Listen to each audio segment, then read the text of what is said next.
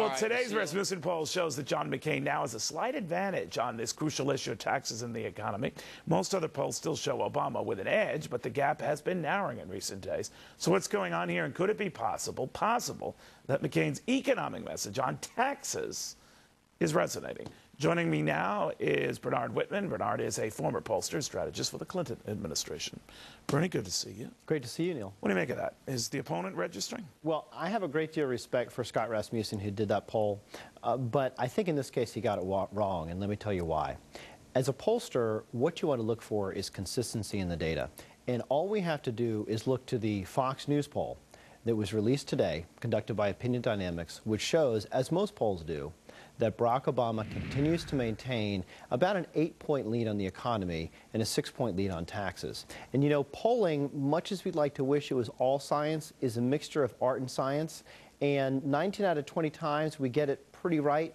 The way the margin of error works, 1 in 20 we get it wrong, and I think this is one time that Scott got it wrong. The one thing, if you look at all the polls, and you're right, they're all over the place, but there does seem to be a narrowing of late on this particular issue.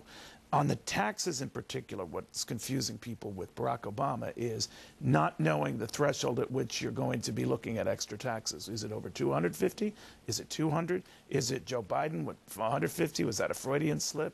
Well, with all due respect, maybe the viewers who are watching this show whose income vacillates between 152, 253, maybe, but for the vast majority of Americans where the median income is 50,000, they understand and believe that Barack Obama will give a tax cut to 95% of the American people. That's not what I asked. That's not what I asked. What I asked is, where does the tax hike come in? At 250, at 200, at 150? You can't blame them, right? My understanding is that if you make under 200 as a family, you get a tax cut.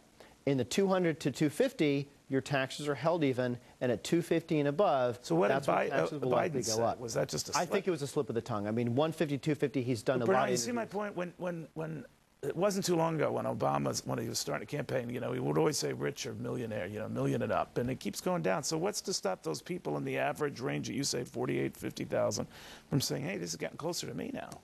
I think there's a huge gap between $250,000 and the average American family, and people understand that. If you but there's a huge gap between 200, 250, and a million, right? And it's come down over the course of the year with the definition of the rich today. His tax plan never talked about only raising taxes on millionaires. But you know, Bernard, you're good at numbers, too. You know you can't do everything the campaign wants, just hiking taxes on... Certainly not. Part of it is about getting this economy moving again. And when you look at the poll numbers, when you just talk about the economy, he's got an 8-point lead. When you talk about better understanding Americans' economic problems, which gets to the heart of understanding the average American family, that spread goes to 18 points. Wow. When you talk about taxes, it's 5, 8 points. When you talk about government spending, you're for Barack Obama. I would say that. Okay.